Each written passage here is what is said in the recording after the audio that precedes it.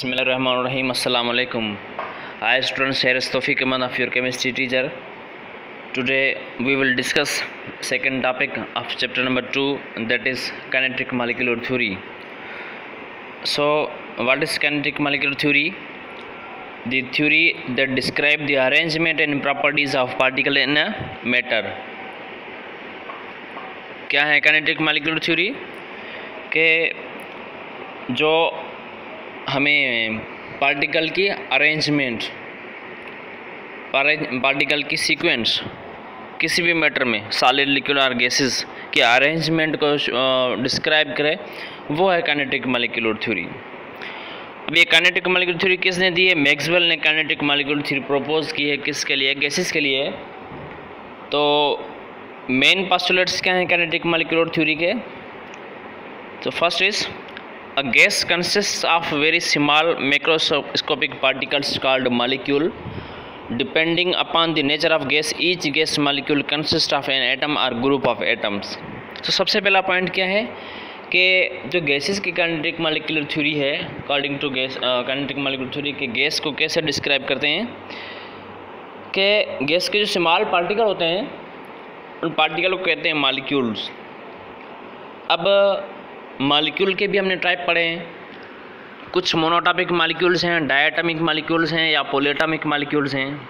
अगर monoatomic molecules की बात करेंगे तो जो ग्रुप नंबर 8 के एलिमेंट्स हैं, वो ग्रुप नंबर 8 के एलिमेंट्स क्या कहलाते हैं? नोबल गैसेस, इनर्ट और स्टेबल एलिमेंट और स्टेबल गैसेस। उनका ऑक्टेट और डुप्लेट कंप्लीट होने की वजह से वो एटॉमिक फॉर्म में ही एग्जिस्ट करते हैं, जिसकी वजह से उन्हें कहते हैं कि मोनोटॉमिक मॉलिक्यूल्स। रिमेनिंग जितने भी ग्रुप्स हैं, जितने भी एलिमेंट्स हैं पीरियोडिक टेबल में, वो क्या है? उनका ऑक्टेट और डुप्लेट इनकम्प्लीट होने की वजह से वो रिएक्शन में पार्टिसिपेट करते हैं, एटम्स कंबाइन होते हैं, मॉलिक्यूल बनाते हैं, फिर वो डायटॉमिक मॉलिक्यूल, ट्रायटॉमिक और पॉलीएटॉमिक मॉलिक्यूल बनते हैं। तो जो गैसेस हैं उनके स्मॉल पार्टिकल कौन से होते हैं? Molecules, monatomic molecules, diatomic molecules, triatomic molecules और पॉलीएटॉमिक मॉलिक्यूल।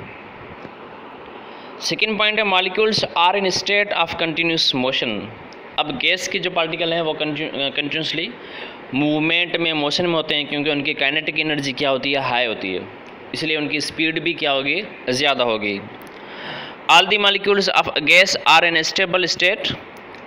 अब जो मॉलिक्यूल गैस के होते हैं वो स्टेबल होते हैं, क्योंकि हमने पहले ही कहा कि मोनोटॉमिक मॉलिक्यूल है, उनका ऑक्टेट और डुप्लेट कंप्लीट होता है, तो वो रिएक्शन नहीं करते, इसीलिए उनको मोनोटॉमिक कहते हैं। लेकिन डायटॉमिक 2 एटम का मॉलिक्यूल कब बनता है? जब वो अपना ऑक्टेट या डुप्लेट कंप्लीट करेंगे बाय शेयरिंग और बाय रिएक्टिंग।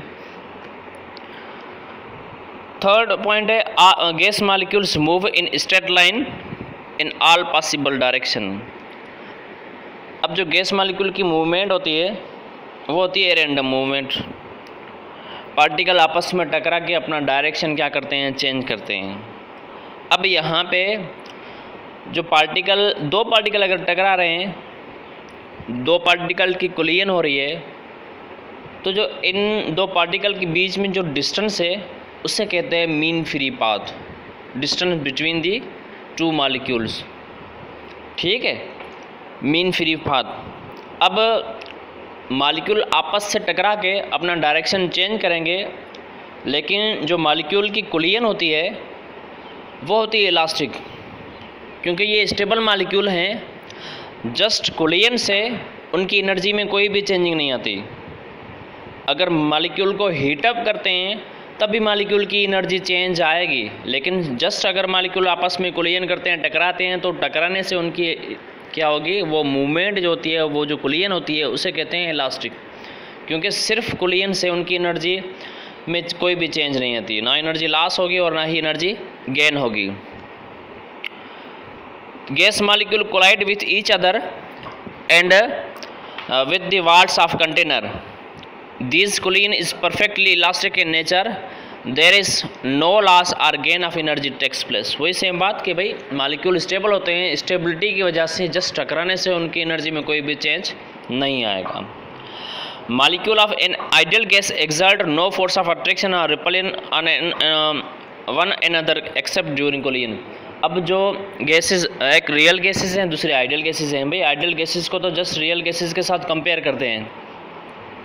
रियल गैसेस क्या हैं? हाइड्रोजन, ऑक्सीजन, नाइट्रोजन गैसेस हैं। जो आइडियल गैसेस हैं उनमें कोई भी अट्रैक्शन या रिपलियन का कॉन्सेप्ट नहीं होता। The average kinetic energy of molecule is directly proportional to temperature, के जो मॉलिक्यूल्स की काइनेटिक एनर्जी है वो डिपेंड करती है टेम्परेचर पे। जैसे कि हम आइस है, तो आइस का टेम्परेचर अगर ज़ीरो है तो उन सॉलिड स्टेट में और उनकी काइनेटिक एनर्जी होगी ज़ीरो, मॉलिक्यूल्स की मूवमेंट ज़ीरो होगी। मॉलिक्यूल जस्ट क्या करते हैं? सॉलिड में वाइब्रेट करते हैं। लेकिन जैसे हम टेम्परेचर बढ़ाएंगे तो स्लोली क्या होगा? जो सॉलिड आइस है वो ice slowly Aahista Aahista melt होकर किस फॉर्म में आएगी? लिक्विड फॉर्म में। जैसे लिक्विड फॉर्म में आना स्टार्ट होगी, इट मीन्स के उनके टेम्परेचर जैसे ही इंक्रीज़ हुआ है, टेम्परेचर इंक्रीज़ होने के साथ मॉलिक्यूल की काइनेटिक एनर्जी भी क्या होती है? इंक्रीज़। जब मॉलिक्यूल की काइनेटिक एनर्जी इंक्रीज़ होती है तो मॉलिक्यूल क्या करते हैं? मूव करते हैं, फ्लो करते हैं। तो सॉलिड स्लोली किस में कन्वर्ट होता है? लिक्विड में।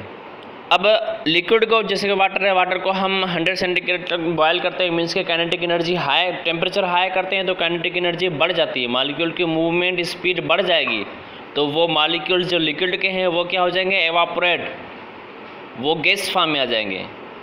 इट मीन्स के जो काइनेटिक एनर्जी है मॉलिक्यूल्स की वो डिपेंड करती है टेम्परेचर पे, डायरेक्टली प्रोपोर्शनल है। जितना टेम्परेचर बढ़ाएंगे काइनेटिक एनर्जी उतनी ही मॉलिक्यूल की क्या होगी?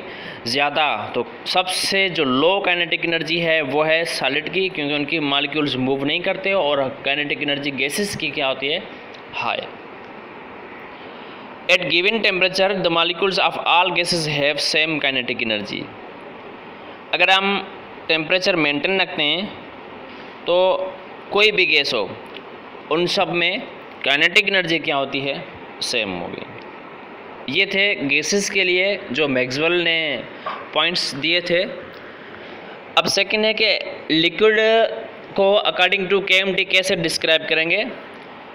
कि according to KMT the molecules of liquid had little bit space between them, but these molecules are arranged in the form of group. They are very close together. This makes liquid have a definite volume, but since the particles are fairly free to move, it does not have definite shape of its own. बस liquid में difference ये है कि liquid के particle में as compare to solid little bit space होता है। उस स्पेस की वजह से लिक्विड के मॉलिक्यूल क्या करते हैं? मूव करते हैं।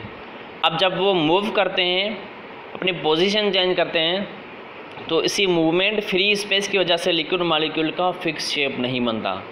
लेकिन मॉलिक्यूल में अट्रैक्शन होने की वजह से, मॉलिक्यूल ग्रुप फॉर्म, क्लस्टर की फॉर्म में होने की वजह से उनका जो वॉल्यूम है वो डेफिनेट वॉल्यूम बनता है। अगर हम सॉलिड की बात करें तो सॉलिड में मॉलिक्यूल्स टाइटली क्लोजली पैक्ड होते हैं, स्ट्रांग अट्रैक्शन होती है। स्ट्रांग अट्रैक्शन की वजह से सॉलिड का वॉल्यूम भी फिक्स हो जाता है, डेफिनेट वॉल्यूम हो जाता है, और मॉलिक्यूल जस्ट वाइब्रेट करते हैं, अपनी एक ही फिक्स्ड पोजीशन होती है, मूवमेंट नहीं दिखाते, क्योंकि मॉलिक्यूल सॉलिड के पार्टिकल की काइनेटिक एनर्जी क्या होगी? लो। अब इस लो काइनेटिक एनर्जी की वजह से, मॉलिक्यूल की स्ट्रांग अट्रैक्शन की वजह से, पार्टिकल एक जगह पे फिक्स होने की वजह से सॉलिड का शेप भी क्या बन जाता है? फिक्स बन जाता है।